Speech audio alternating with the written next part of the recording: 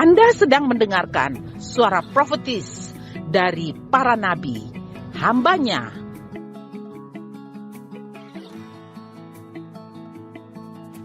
Dengarkanlah dan lakukanlah perintah Tuhan melalui para nabi, maka engkau akan berhasil. Selamat mendengarkan. Pertama, terima kasih Kak John yang sudah mengizinkan saya untuk menyampaikan kebenaran firman Tuhan. Ketika tema wider disampaikan kepada saya, lalu kemudian saya coba berenung dan berdiam diri. Satu kesan firman Tuhan atau satu kesan roh yang saya dapatkan adalah wider in faith, iman yang meluas. Bapak Ibu, ya saya kalau disuruh berkhotbah, saya lebih memilih untuk mengajar. Ya, jadi saya belum, ya kapasitas saya masih belum sama dengan Padaan. Kalau Padaan kan mengajar dan juga berkhotbah bisa, kalau saya masih lebih banyak mengajar. Saya agak sedikit khusus sedikit karena memang seharian tadi kami ada di kampus banyak sekali kegiatan, mulai dari seminar hasil mahasiswa S1, S2 sampai jam 4 sore. Aduh, full day karena anak-anak kejar untuk tidak registrasi. Baik, Bapak Ibu, untuk tema iman yang meluas ini, ya, wider in faith ya. Oke, next slide please. Nah, biasanya kami kalau orang kampus suka dengan bicara sesuatu ada dasarnya begitu, ada referensinya. Saya coba cari di Faith Development, ini salah satu buku yang ditulis oleh John M. Tony. Saya menemukan bahwa wider in faith atau iman yang meluas itu adalah ekspresi iman yang berkembang atau faith development menuju kapasitas rohani yang lebih luas, di mana orang percaya semakin berani mempercayai, menaati, dan menghidupi kehendak Allah dalam seluruh dimensi kehidupan. Nah, Bapak Ibu, kalau kita lihat di definisi ini, per definisi ya, itu ada dua kata kunci ya, kalau tidak salah yang saya lihat ya. Yang pertama itu adalah berkembang. Sesuatu yang berkembang atau faith develop atau ya faith development itu bicara tentang suatu pergerakan, suatu pertumbuhan. Yang namanya berkembang pasti ada pertumbuhan, baik secara kuantitas maupun secara kualitas. Kita bicara kuantitas, iman yang bertumbuh berarti iman yang bertambah secara numerik, secara angka. Mungkin dulu imannya pada level 2, kemudian berkembang menjadi 5, 7, 8, dan seterusnya. Begitu pula secara kualitas. Iman yang berkembang atau wider in faith ini juga bicara tentang kualitas perkembangan yang bisa dilihat secara kualitatif. Misalnya, dulu imannya masih cukup baik, kemudian lebih baik lagi, paling baik, dan terbaik gitu. Ya, jadi secara kuantitatif maupun kualitatif, kalau kita bicara tentang iman yang meluas, maka bicara tentang sebuah esensi iman yang berkembang, baik secara angka, secara kuantitatif maupun secara kualitatif. Kemudian yang kedua, kalau kita bicara tentang iman yang meluas, kita bicara tentang sebuah kapasitas rohani. Kapasitas rohani yang bagaimana? Kapasitas rohani yang lebih luas, yang lebih lebar. Kalau sebelumnya misalnya cuma 1 hektar, kemudian 10 hektar, dan seterusnya. Jadi dua kata kunci ini yang menjadi dasar untuk kita mendefinisikan apa yang kita maksudkan dengan iman yang meluas. Saya kira kalau ngomong tentang tema khotbah iman, barangkali ini salah satu topik yang sudah sangat biasa ya, bisa jadi ini tema yang juga sedikit boring, sedikit membosankan karena itu dibicarakan terus-menerus. Tapi pada sore hari ini kita coba lihat perspektif yang berbeda atau angle yang berbeda tentang ada apa dengan iman yang meluas itu. Kita baca di Ibrani 11 ayat 1. Iman adalah dasar dari segala sesuatu yang kita harapkan dan bukti dari segala sesuatu yang tidak kita lihat. Nah, dari ayat firman Tuhan ini kita menemukan ada dua kata kunci lagi. Bicara tentang iman, berbicara tentang dasar, dan bicara tentang bukti. Next slide. Ya. Saya telusuri bahwa dasar itu kalau bahasa aslinya itu dari bahasa Yunani ya atau Greka itu disebutkan hypostasis. Hypostasis ini yang sarjana teologi mohon dikoreksi kalau salah. Nah, artinya adalah landasan yang pokok atau substansi yang mendasari dan atau landasan fundamental yang menopang. Sedangkan bukti itu asal katanya adalah elekos, keyakinan yang memberikan kepastian walau mata jasmani belum melihatnya. Jadi bicara tentang iman ini bicara tentang dasar dan bukti. Nah, Bapak Ibu kalau kita bicara tentang dasar ya, Ibu Emi kan orang PKN ya, Pak Danci apalagi ini guru senior PKN, Ibu Mary dan siapa lagi ya, banyak guru PKN. Negara kita dasarnya adalah Pancasila, betul ya? Sebagai negara yang berdasarkan kepada Pancasila, maka apa yang menjadi landasan kehidupan, perilaku berbangsa, ya kan? Fondasi kehidupan bermasyarakat, berbangsa dan bernegara adalah Pancasila. Nah, bayangkan Bapak Ibu kalau misalnya Pancasila itu misalnya ada seorang yang merobohkan Pancasila sebagai dasar. Tidak bisa bukan? Karena itu menjadi ikon atau simbol dari sebuah negara. Nah, begitu pula dengan iman. Iman itu adalah dasar bagi kita sebagai orang-orang percaya untuk apa? Mempercayai apa yang Tuhan firmankan. Menjadi fondasi dalam kehidupan kita sebagai anak-anak Tuhan. Nah, bagaimana dengan bukti?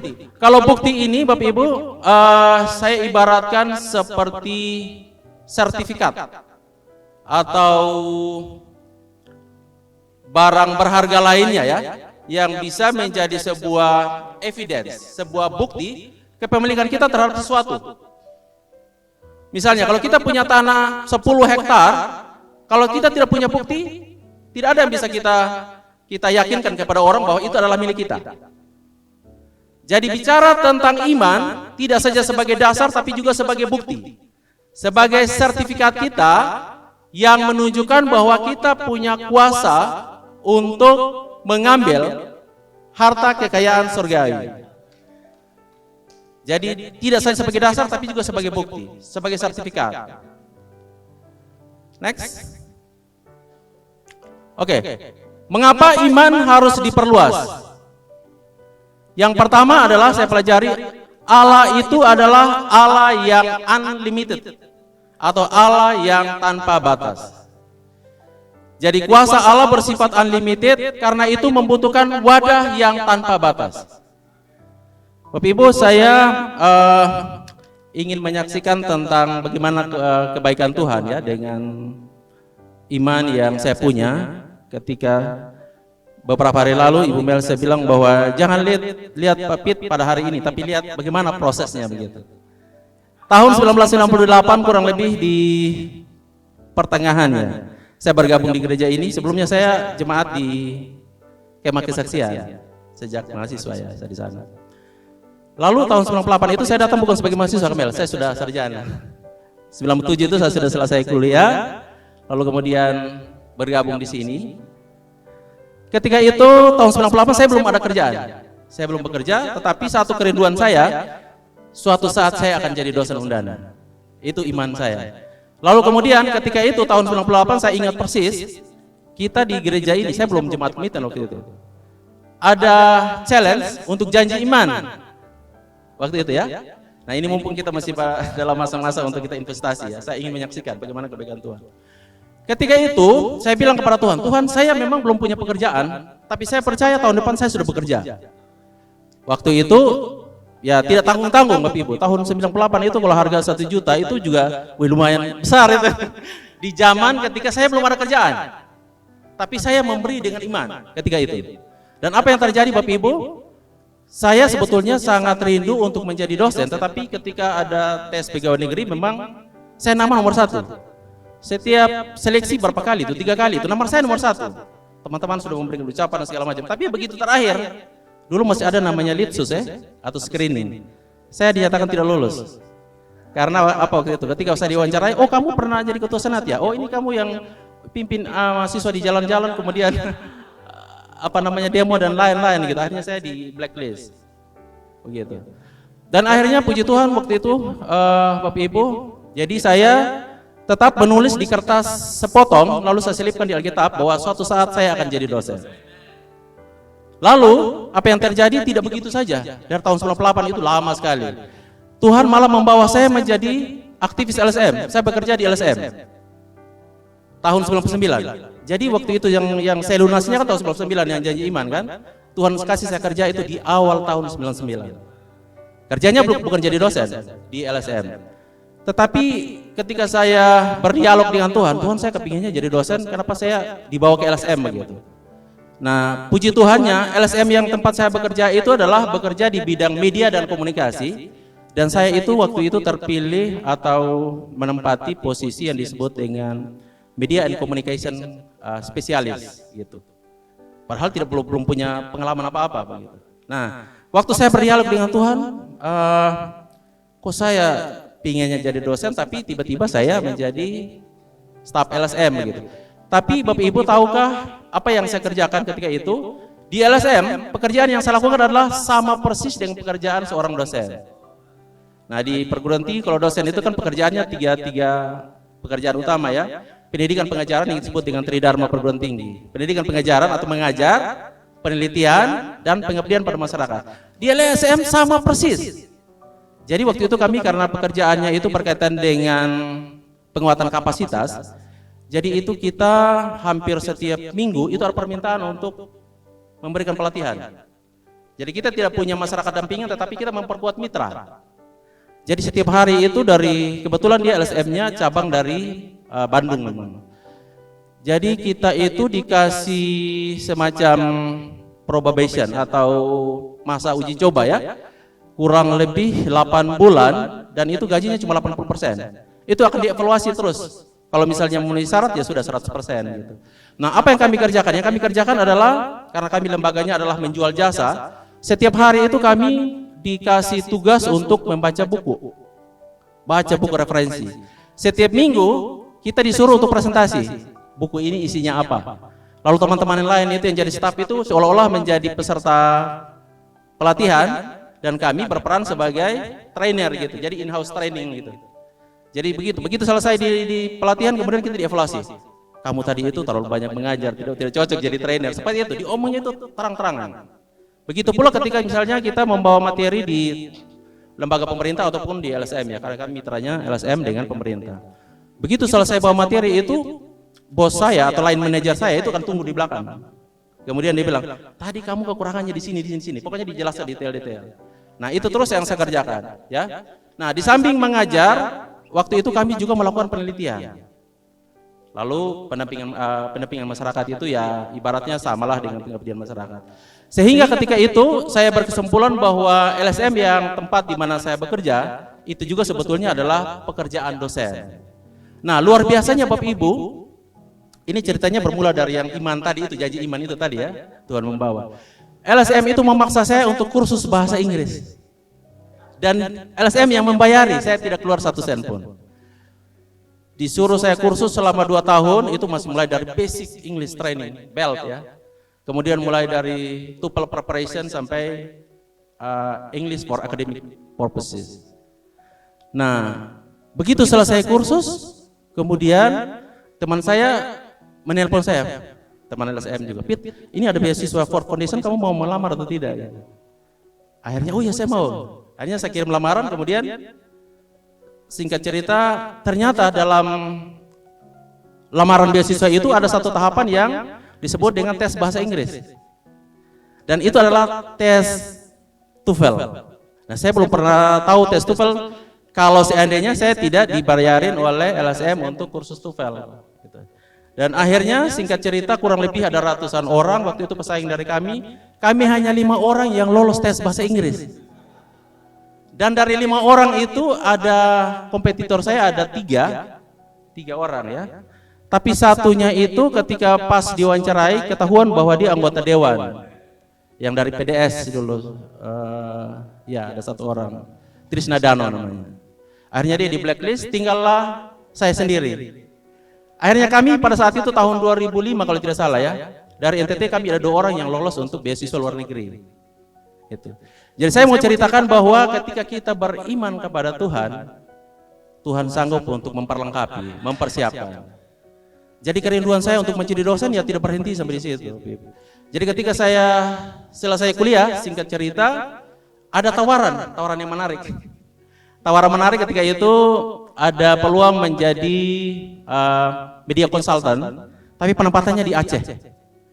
Di saat yang bersamaan saya dengan istri waktu itu kita lagi berdoa setelah jadi magister komunikasi ini kira-kira mau kemana begitu. Dan akhirnya setelah kita berdoa apakah mau terima yang pekerjaan di Aceh ataukah ada juga teman-teman kuliah yang minta saya untuk tetap di Jakarta mengajar di kampus-kampus mereka. Tapi waktu kami berdoa kurang lebih 3 hari sesudah itu ya, saya dapat mimpi bahwa saya ada antri di loketnya undangan. Lalu yang luar biasanya adalah di antara orang-orang yang antri itu kok dosen-dosen saya, mantan-mantan dosen saya sebelumnya. Lalu saya ada di tengah. Ya saya cerita sama istri saya ini saksi hidupnya. Kayaknya ini kita undangan, Tuhan pilihkan undangan. Dan setelah itu Bapak Ibu saya kirim lamaran ke Undana. Dan tahukah Bapak Ibu, wakil rektor 2 menelpon saya. Dia bilang, Pit, waktu itu kan saya tidak kenal, Pak Roy Nindisa, sekarang dia subprofesor. Petrus, kami membutuhkan ijazah kamu. Kalau kamu mau pulang ke Kupang, pulang sekarang. Begitu. Akhirnya singkat cerita, semua tawaran di Jakarta kita kasih tinggal dan balik ke Kupang. Nah, jadi awalnya adalah di janji iman itu saja. Kalau kita mengimani sesuatu, percaya bahwa Tuhan sanggup untuk memperlengkapi.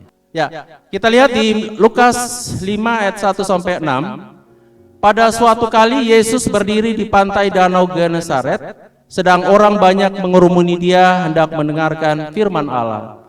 Ia melihat 2 perahu di tepi pantai, nelayan-nelayannya telah turun dan sedang membasuh jalannya. Ia naik ke dalam salah satu perahu itu, yaitu perahu Simon, dan menyuruh dia supaya menolakkan perahunya sedikit jauh dari pantai. Lalu ia duduk dan mengajar orang banyak dari atas perahu. Next. Ayat keempat. Setelah selesai berbicara, ia berkata kepada Simon, bertolaklah ke tempat yang dalam dan tebarkanlah jalamu untuk menangkap ikan. Simon menjawab, Guru, telah sepanjang malam kami bekerja keras dan kami tidak menangkap apa-apa. Tetapi karena engkau menyuruhnya, aku akan menebarkan jala juga. Dan setelah mereka melakukannya, mereka menangkap sejumlah besar ikan sehingga jala mulai koyak. Nah, next slide. Ya, kita lihat di sini ada perbandingan logika ya. Logika nelayan yang dalam hal ini Simon atau Petrus dengan logika Mesias. Kurang lebih ada 4 hal yang bisa kita pelajari dari ayat ini. Yang pertama adalah bicara soal waktu. Kita tahu persis sebagai nelayan tentu dia sangat paham kalau yang namanya menjala ikan di malam hari itu jauh lebih efektif untuk menghasilkan ikan ketimbang di siang hari. Karena kalau siang hari pasti ikannya sudah lari ke kedalaman, takut matahari, panas dan lain-lainnya. Tetapi logika Mesias, logika Yesus adalah bahwa Tuhan tidak membatasi waktu untuk memberkati kita. Entah siang, malam, pagi, dan selengkapnya, Tuhan tidak bisa dibatasi dengan waktu, situasi, keadaan, dan lain-lain. Kemudian yang kedua, kita lihat dari aspek kondisi. Kondisi Simon dan teman-temannya ketika itu sudah lelah, sudah capek, dan karena mereka jalannya itu kosong kan, jadi keranjangnya ya tanpa ikan gitu. Mereka sudah berupaya bekerja semalam-malaman dan hasilnya 0. Nah, sedangkan kalau kita lihat logikanya Yesus, justru dalam keadaan kita kosong, Tuhan sanggup memberikan berkat. Bukankah Tuhan berkata bahwa dalam keadaan kita tidur sekalipun Tuhan memberkati kita. Yang ketiga adalah dasar tindakan. Nah, kita lihat dalam logika nelayan ya. Dasar mereka untuk bertindak itu adalah pengalaman mereka, keahlian mereka. Ya, mentang-mentang misalnya dia seorang nelayan, dia bilang masa ini anak seorang tukang kayu yang kasih tahu saya tentang bagaimana cara menangkap ikan yang baik gitu. Jadi dasar tindakannya adalah atau keputusannya didasari kepada pengalamannya atau keahliannya. Sedangkan logika Yesus, tindakan itu didasarkan kepada otoritas firman. Ketika firman itu disampaikan, kita taati firman. Bukankah firman Tuhan berkata bahwa setiap firman yang keluar dari mulut Allah tidak akan kembali dengan sia-sia. Ya. Kemudian keempat, hasilnya adalah kita lihat kalau di nelayan atau Simon atau Petrus tadi itu ya hasilnya hanya untuk cukup makan. Lambang satu ikan ini bicara tentang hari ini bekerja untuk hari ini. Tetapi dengan logika Mesias bahwa hasilnya itu adalah berkelimpahan. Kita diciptakan untuk hidup tidak saja berkecukupan tapi berkelimpahan dalam segala sesuatu. Oke, Bapak Ibu, kesaksian yang kedua dari kami tahun 2010, waktu itu kita seperti ini, doa puasa Daniel. Waktu itu kami belum punya mobil. Lalu kemudian ketika datang doa, itu saya dengan istri dengan motor kemudian di Pasakuyup. Itu sampai di mana? Di Dharma Loka ya. Karena basah kuyup kemudian saya berhenti. Saya berhenti kemudian saya hardik ini hujan. Saya hardik hujan, waktu itu kan hujannya guntur kilat juga. Hujan aku dengar ya, tahun depan saya akan datang dengan mobil gitu. Padahal ketika itu kan mau ambil uang dari mana untuk beli mobil? Tahun 2010 kan baru jadi dosen baru berapa tahun. Memang saya waktu itu punya kesempatan untuk bekerja di 2 tempat. Saya kerja di LSM Internasional. Waktu itu saya izin dengan pimpinan prodi saya juga. Jadi sebetulnya saya menganggap bahwa saya tidak melakukan menyalahi aturan gitu, karena kan saya izin pimpinan saya. Lalu sebagian persen dari penghasilan saya itu saya bagikan ke prodi. Jadi singkat cerita, ketika saya menghardik hujan kemudian ini istri saya sampai termenung-menung, sampai heran-heran gitu, ini orang ini marah dengan hujan. Akhirnya kan kita waktu itu sampai di sini hanya dengar dari luar, tidak sempat masuk karena basah. Waktu doa puasa Daniel tahun 2010. Nah, karena saya bilang kau dengar hujan, saya mau pergi doa tapi saya buat saya ini basah kuyup, tahun depan saya akan datang dengan mobil. Gitu. Itu perkataan iman. Nah, Bapak Ibu, ketika saya bekerja di LSM Internasional, waktu itu sebagai communication consultant, posisinya adalah sebagai permanent staff. Saya posisinya adalah dosen PNS. Saya bilang sama tim HRD, Mbak, saya sepertinya tidak bisa untuk posisi permanent staff, karena saya PNS, dosen tapi PNS begitu. Saya minta yang kontrak saja. Jadi selesai proyek ya sudah selesai gitu. Tapi sama mereka tidak mau dikonsultasi dengan bule, kebetulan bulenya orang Swiss waktu itu. Dibilang tidak bisa. Ini posisinya adalah posisi permanent staff dan kantornya baru buka di Kupang. Kalau nanti kamu mau keluar ya sudah mengundurkan diri saja begitu. Nah, saya kerja kurang lebih 2 tahun. 2 tahun itu, tahun kedua itu 2010 itu. Nah, tahun 2010 Bapak Ibu, ternyata kantornya itu mengalami masalah besar. Proyeknya selesai, tidak didenai lagi kan, dananya dari European Commission ya, Komisi Eropa. Dan akhirnya kita diperintahkan bahwa kantor Kupang akan segera ditutup dan semua karyawannya di PHK. Undang-undang Indonesia kalau karyawan tetap itu di PHK dapat pesangon. Saya dapat pesangon waktu itu hampir 80 juta. Karena LSM Prancis besar sekali. Nah, dari 80 juta itu kemudian ditambah dengan tabungan, terus Om Adoko juga tambah-tambah sedikit. Jadilah kami beli mobil di akhir tahun awal 2011. Dan betul di awal 2011 ketika doa puasa Daniel kami datang di mobil. Betul. Itu yang kami terkagum-kagum betul-betul. Jadi ketika saya bilang sama istri, lihat toh, kita ini beriman, deklarasi, lalu kemudian Tuhan cukupkan. Ada Tuhan mencukupi, kemudian jawaban doa itu bisa terpenuhi. Ya, untuk kita bisa menikmati berkat yang unlimited, kita lihat dalam Filipi 2 ayat 5, itu bagaimana menyelaraskan frekuensi kita dengan frekuensi Allah. Kita tidak bisa merasakan mujizat kuasa Allah bila pikiran kita masih tetap statis atau tetap pada frekuensi dunia. Kita perlu menyelaraskan pikiran kita supaya sefrekuensi dengan pikiran Kristus. Kalau bicara tentang istilah sefrekuensi ini, saya ingat anak-anak remaja ya. Biasanya mereka kalau berada dalam satu frekuensi itu biasanya lebih nyambung begitu. Apalagi misalnya contoh ya, para anak-anak yang K-popers misalnya. Kalau cerita tentang segala sesuatu yang berkaitan dengan Korea itu nyambung sekali. Ini ya. Jadi ini bicara tentang bagaimana kita menyamakan frekuensi kita dengan frekuensi Tuhan. Untuk kita mengalami mujizat iman atau kita untuk menikmati berkat Allah yang unlimited itu, maka dibutuhkan untuk kita menyamakan frekuensi kita. Bicara tentang pikiran yang statis, ini berkaitan dengan bagaimana kita menghadapi dunia logika atau kita perkara-perkara atau fakta-fakta lahiriah ya, berkaitan dengan masalah, kekurangan, kegagalan dan lain-lain. Itu adalah perkara-perkara atau hal-hal yang sifatnya pikiran statis.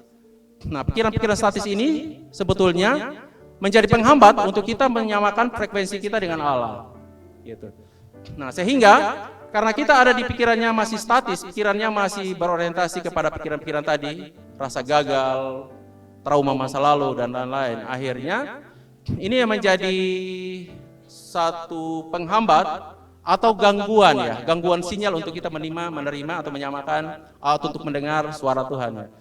Nah, kalau dalam ilmu komunikasi yang Awin pelajari itu kan ada yang disebut dengan noise ya. Dalam komunikasi ada yang disebut dengan gangguan komunikasi atau noise. Ketika pesan kita, saya ngomong A, lalu kemudian Pak Elvis menangkapnya dengan Z, itu terjadi gangguan komunikasi disebut dengan noise. Nah, noise-nya itu bisa macam-macam. Mungkin karena ada gangguan, ya Darwin belajar itu gangguan semantik. Gangguan semantika itu berkaitan dengan pilihan bahasa. Bisa jadi ketika kita menyampaikan sesuatu kemudian terjadi noise, oleh karena bahasa yang kita sampaikan itu kemudian dipahami secara berbeda begitu. Ataukah gangguan secara psikologis, kita menyampaikan sesuatu kemudian orangnya ada prasangka, ini orang betul mau disampaikan sesuatu gitu. Jadi akhirnya message yang kita sampaikan itu tidak akan bisa ditangkap dengan baik. Nah, begitu pula dalam kaitannya dengan bagaimana untuk kita menyelaraskan frekuensi kita dengan Allah. Kalau ada prasangka, kekhawatiran, logika, apalagi rasa takut, ataukah kita bersungut-sungut, maka kita tidak akan bisa mendengar suara Tuhan dengan baik. Firman Tuhan berkata, jikalau engkau tawar hati dalam masa kesesakanmu, maka kecillah kekuatanmu. Gitu, ya. Jadi meluas dalam iman berarti menyetel hidup kita pada frekuensi supernatural. Ya, ada lagu supernatural ya. Dan frekuensi dunia ke perkara kerajaan Allah. Next. Yang kedua adalah kenapa kita harus memperluas iman? Karena kita mau dipakai Tuhan sebagai jawaban bagi dunia. Kita baca dalam Yesaya 60 ayat 2. Sebab sesungguhnya kegelapan menutupi bumi dan kekelaman menutupi bangsa-bangsa, tetapi terang Tuhan terbit atasmu dan kemuliaannya nyata atasmu. Ya, Bapak Ibu, masalah dunia ini membutuhkan solusi supernatural. Krisis global ataukah krisis yang mendunia itu tidak hanya bisa diselesaikan dengan logika manusia saja, ya. Dengan intervensi program manusia ya itu juga penting ya, tetapi juga di sisi yang lain sebagai orang Kristen, orang yang mengerti tentang esensi kebenaran, kita butuh yang namanya logika iman. Kita berdoa di sini tiap malam itu kan bagian dari bagaimana cara kita berkontribusi atau berpartisipasi dalam ikut menyelesaikan masalah-masalah atau krisis dunia, krisis global, ya kan? Ketika kita berdoa bahwa supaya jangan ada konflik antara negara A dengan B, ya apa yang kita ikat di alam roh kan tak akan terikat dalam alam nyata kan gitu ya. Kita lihat bagaimana keteladanan Yusuf ya, bagaimana dia menjadi jawaban atau problem solver ketika di masa itu ya. Dia tidak punya iman untuk sekedar keluar dari penjara saja. di Kejadian 41-38. Ya. Dia tidak hanya sekedar punya iman untuk bisa bebas dari penjara, tetapi dia punya iman bagaimana untuk bisa menjadi jawaban bagi dunia, menjadi problem solver bagi bangsa Mesir yang ketika itu menghadapi masa kelaparan, krisis global, dan juga bangsa-bangsa di sekitarnya. Next. Yang kedua adalah kita memerlukan transformasi mentalitas, ya, dari self-center ke kingdom center. Iman yang meluas adalah iman yang bertransformasi perspektif kita, mindset kita, mentalitas kita dari yang orientasinya adalah untuk diri sendiri ke kingdom center. Iman yang sempit adalah hanya berdoa untuk kebutuhan perut sendiri atau self center. Tapi iman yang meluas adalah berdoa untuk keselamatan jiwa, pemulihan kota, pengaruh kerajaan Allah, kingdom center. Seperti apa yang telah kita lakukan. Yang ketiga adalah iman itu mata uang kerajaan sorga. Mengapa kita perlu memperluas iman kita? Karena iman itu adalah mata uang kerajaan sorga. Ya, Bapak Ibu, kalau di dunia kita untuk bisa bertransaksi kan alat tukarnya adalah uang kan ya, baik itu rupiah maupun dolar. Nah di sorga itu tidak ada uang dolar atau uang rupiah atau ringgit dan segala macam. Yang ada adalah iman kita. Jadi segala sesuatu itu tersimpan di sorga, tetapi kita diberikan iman sebagai alat tukar. Jadi masing-masing kita memegang ATM sorga ini sebetulnya. Tinggal bagaimana kita tahu itu pinnya atau tidak. Kalau kita punya tabungan ratusan miliar di bank, tapi kita misalnya punya ATM tapi tidak tahu pinnya, kan tidak bisa akses kan. Nah begitu pula dengan iman kita. Iman itu adalah alat pertukaran transaksi untuk kita bisa mengakses kerajaan sorga atau kekayaan sorga. Lukas 18 ayat 8b, nanti Bapak Ibu boleh baca sendiri. Tanpa iman yang luas, potensi ilahi dibatasi. Nah Bapak Ibu, Tuhan itu hanya bisa bekerja secara luar biasa sejauh kita mengizinkan iman kita atau batin kita atau diri kita itu bekerja di dalamnya. Jadi butuh ada semacam kerjasama gitu, bahwa Tuhan tidak hanya sekedar untuk mencurahkan berkat dari langit, tetapi membutuhkan kerjasama kita melalui iman kita. Kalau kita tidak punya iman, contoh ya, kita mau mengharap Tuhan mau mencurahkan berkatnya yang besarnya, katakanlah 1 drum, ini analoginya ya. Tapi kita hanya menyediakan 1 gelas aqua. Nah pasti tidak bisa menampung berkat yang Tuhan sedang sediakan. Ya. Yesus menegaskan bahwa besarnya transaksi mujizat yang terjadi berbanding lurus dengan besarnya iman yang kita miliki. Next. Oh ini masih banyak slide-nya. Bagaimana cara memperluas iman? Yang pertama, memperbaharui pikiran. Roma 12 ayat 2. Kita lihat secara cepat. Oke. Di ayat ini diceritakan tentang bagaimana pentingnya pembaharuan budi atau pembaharuan pikiran. Nah, tadi kita berdoa untuk Prancis ya. Ini ada dia punya salah satu kaisar yang terkenal, namanya Napoleon Bonaparte. Dia bilang begini, ada quotes yang menarik ya. There are but 2 powers in the world, the sword and the mind. In the long term, the sword is always beaten by the mind. Jadi dalam dunia ini dia bilang hanya ada 2 kekuatan, pedang dengan pikiran. Dan pada akhirnya pikiran itu akan selalu ditaklukkan oleh pikiran. Pedang itu akan selalu ditaklukkan oleh pikiran. Jadi di sini kita melihat bahwa ternyata peperangan paling besar itu yang dihadapi oleh manusia adalah peperangan melawan pikirannya. Next slide. Nah, saya kutip ada beberapa jurnal ya, National Science Foundation Amerika Serikat. Itu mencatat bahwa rata-rata manusia atau kita ya, itu mengalami sekitar 60.000 hingga 70.000 pikiran per hari. Dari jumlah tersebut, sekitar 80% cenderung bersifat negatif. Dan 90% di dalamnya merupakan pikiran yang berulang. Lalu kemudian, Journal of Cognitive Neuroscience tahun 2023 juga menemukan bahwa aktivitas pikiran paling tinggi terjadi saat seseorang sedang tidak fokus pada tugas tertentu. Kondisi ini disebut sebagai mind wandering, yakni ketika pikiran mengembara tanpa arah yang jelas. Ya, gabut, nggak tahu mau buat apa. Penelitian di bidang neuroscience menunjukkan bahwa Pikiran yang terus-menerus negatif dapat memperkuat jalur saraf atau neural pathways yang membuat kita semakin sulit melihat jalan keluar. Inilah mengapa Alkitab memerintahkan pembaharuan pikiran, pembaharuan budi. Oke, next. Ya, hal yang berikut adalah perlu keluar dari zona nyaman. Ya, untuk kita punya iman yang meluas, maka keluarlah dari zona nyaman. Matius 14 ayat 29 di sana diceritakan tentang bagaimana Petrus diperintahkan untuk keluar dari perahu, ya. Bicara tentang perahu ini bicara tentang kenyamanan, zona kenyamanan kita. Ya mungkin penghasilankah ataukah harta benda, kekayaan, pendidikan, gelar mungkin yang jadi zona nyaman kita. Firman Tuhan bilang keluar dari zona nyaman. Perahu melambangkan logika manusia, keahlian profesional, mungkin saldo bank dan lain-lainnya yang membuat kita nyaman atau aman secara jasmani. Sehingga kita tidak mengaktifkan PIN iman kita atau ATM iman kita. Saat Petrus melangkah, ia tidak mengandalkan hukum fisika, melainkan hukum firman, ya. Ketika lihat kalau Tuhan perintahkan dia untuk keluar dari perahu dan datanglah, kalau dia pakai hukum fisika kan pasti kan tenggelam begitu.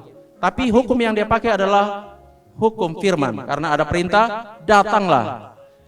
Petrus tidak melompat karena nekat atau emosi, tetapi karena Yesus berkata datanglah. Jadi rupanya dia sangat mendengar, dia sangat akrab dengan suara yang memerintahkannya dia untuk datang keluar dari perahu, sehingga dia bertindak untuk keluar dari perahu. Dan apa yang terjadi? Dia bisa berjalan di atas air. Ya, kita tahu kisah selanjutnya kan? Ketika dia mulai bimbang, ragu, melihat kiri kanan, akhirnya dia menjadi tenggelam. Oke. Nah, penelitian modern ini lagi-lagi penelitian. Penelitian modern dalam neuroscience membuktikan, ini ilmunya Arden sebetulnya, bahwa otak manusia itu memiliki kemampuan untuk berubah atau disebut dengan neuroplastisitas. Jadi katanya bahwa otak manusia itu punya kemampuan untuk berubah. Ketika seorang mencoba hal-hal baru atau menghadapi situasi sulit yang memerlukan iman, otak itu membentuk jalur saraf atau disebut dengan neural pathways baru.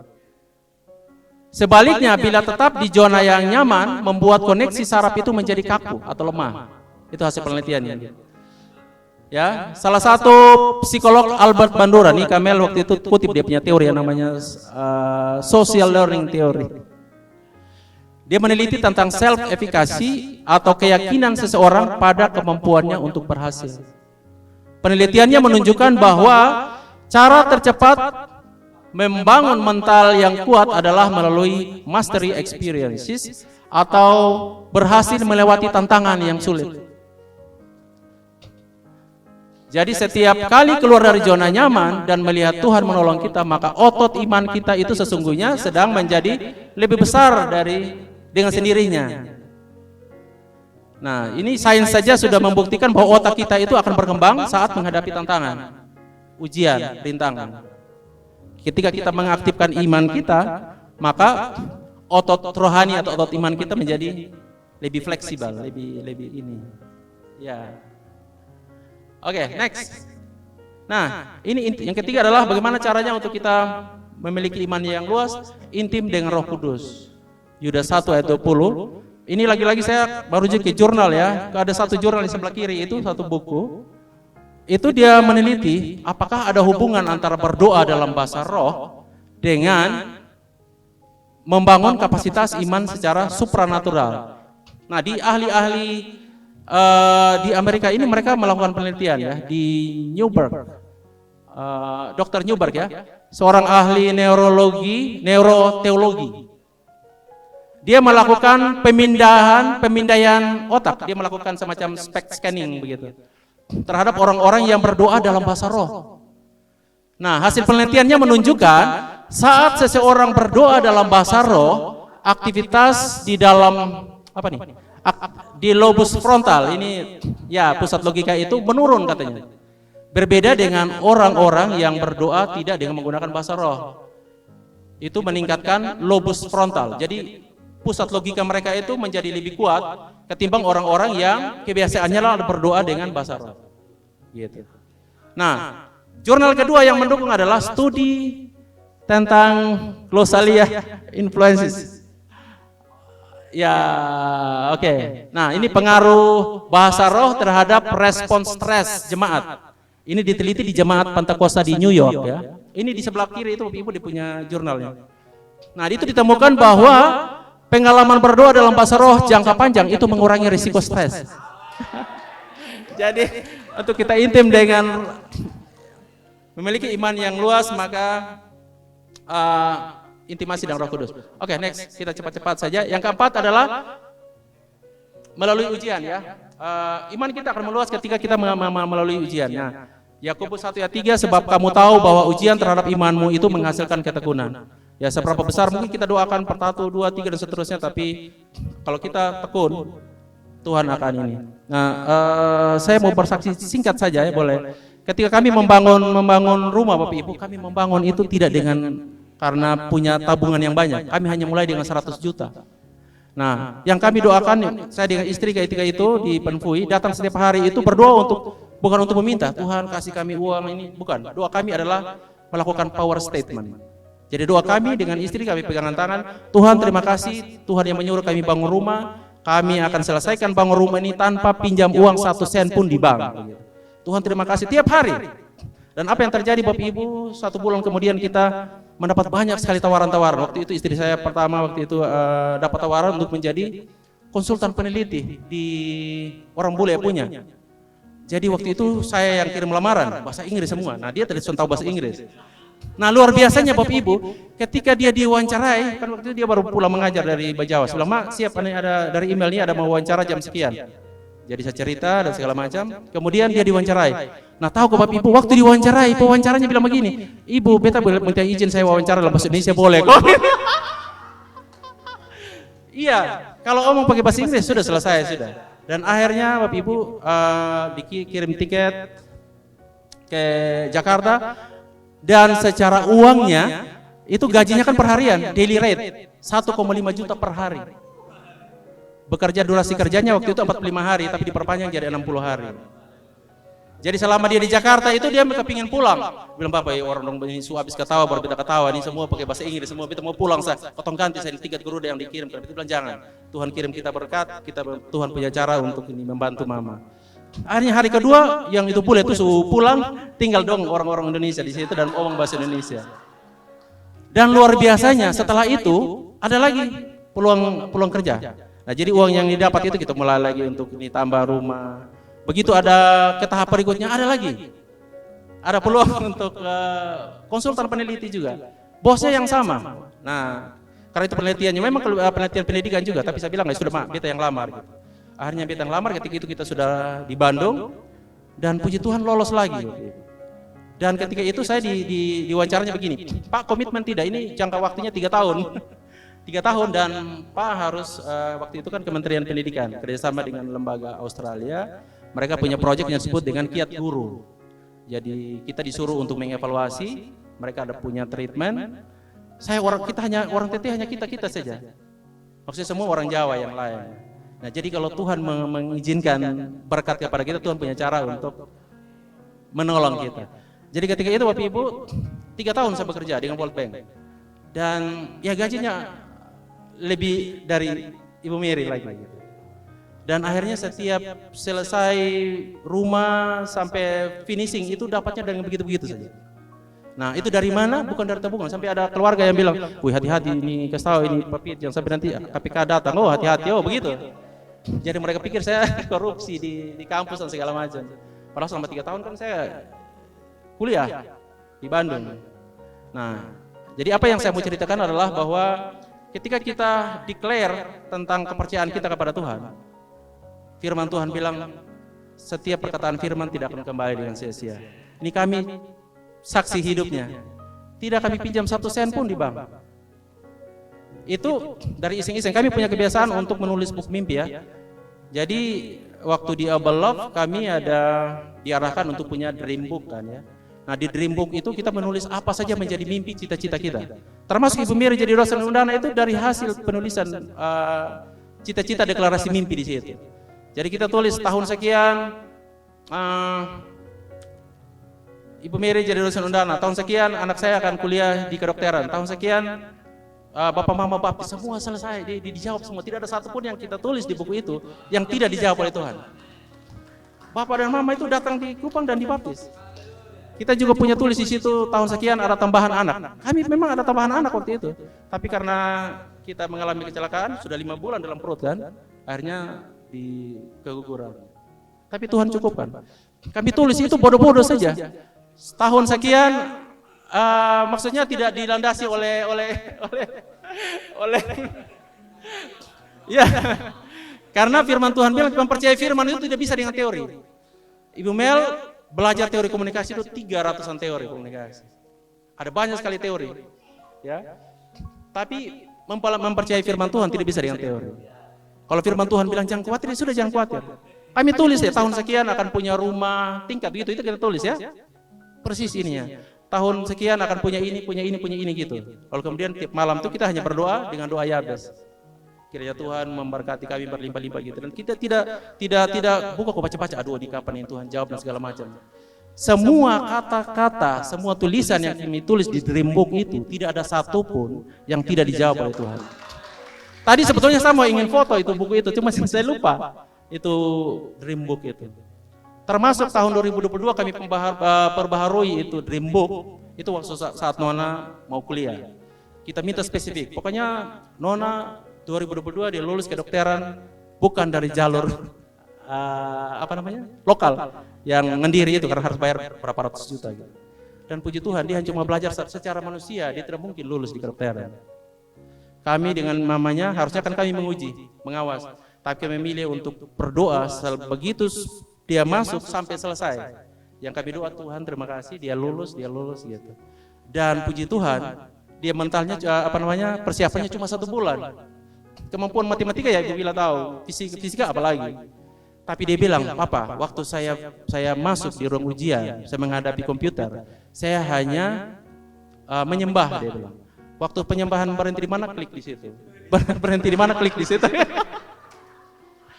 Yang dia andalkan tuh hanya bisa biologi dengan bahasa Inggris. Memang kalau 2 pelajaran itu memang dari dia bisa lah begitu secara logika ya. Tapi Bapak Ibu di mata pelajaran yang lain waktu itu kan ada 9 kan. Nilainya itu hampir 600 semuanya. Dan nilai rata-ratanya itu hampir 700. Itu yang hanya dengan kami deklarasi.